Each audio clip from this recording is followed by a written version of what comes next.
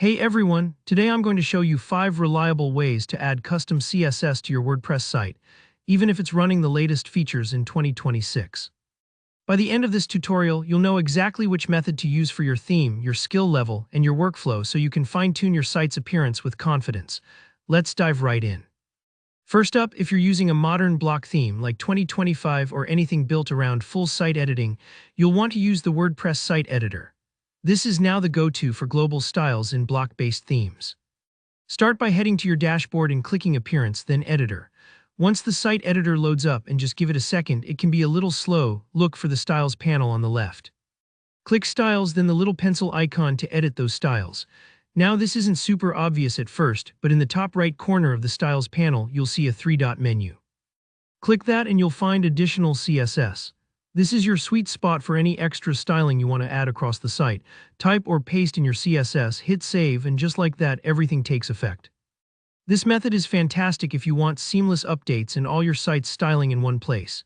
If your site is running a classic theme, the kind that doesn't have full site editor support, don't worry, you've got a trusty alternative. The WordPress Customizer, head to Appearance, then Customize and scroll all the way down until you see Additional CSS. This is one of the simplest ways to add your own styles. You'll get a preview on the right-hand side, so as you paste or type your CSS in, you can see those tweaks live before anyone else does. Once you're happy, just hit Publish to make your changes public. This process is fast, it's safe, and you don't need any plugins or file editing. Now, let's say you want something a little more powerful. Maybe you have a ton of CSS snippets, or you want your styles to stick around even if you change themes. That's where plugins come in. The WP Code plugin in particular is a solid choice. All you have to do is install it from the Plugins menu, then hop over to Code Snippets and click Add Snippet. Choose CSS Snippet and paste your code right in. Once you set it to active, your CSS is live site-wide. It's like having a control center for all your custom code, great if you like keeping things organized or have multiple collaborators. For those of you who love getting hands-on and aren't afraid of a little behind-the-scenes action, creating a child theme is the safest way to make direct edits. Why? Because with a child theme, you won't lose your changes when the parent theme updates. Here, how? Use an FTP client or your hosting provider's file manager to browse to WP Content/themes, then open your child theme folder.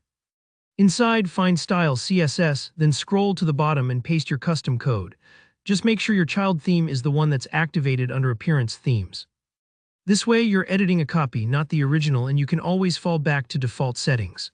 Alright, maybe you need CSS that targets only a single block or page, like you want a callout box just on your homepage. WordPress covers you here too. In the block editor, select the block you want to style, then look for the Advanced tab in the right sidebar. There's a field called Additional CSS Class Ease. Plug in any unique class name like My Custom Box. Now use one of the earlier global CSS methods to style that specific class. For example, you'd add My Custom Box border 1px solid red. This is perfect for little tweaks without affecting your whole site. Here's a pro tip: if your changes aren't showing up right away, don't panic. Clear your browser cache, and if you're running a caching plugin like WP Rocket or W3 Total Config, clear those caches too. Sometimes the old styles stick around, but a quick reset brings your updates to life. And that's it, you've got 5 solid ways to add custom CSS to WordPress, no matter which theme or editor you're using. If you found this walkthrough helpful, hit that like button, let me know your questions or CSS tips in the comments, and don't forget to subscribe for more tutorials like this. Thanks for watching, and I'll see you in the next one.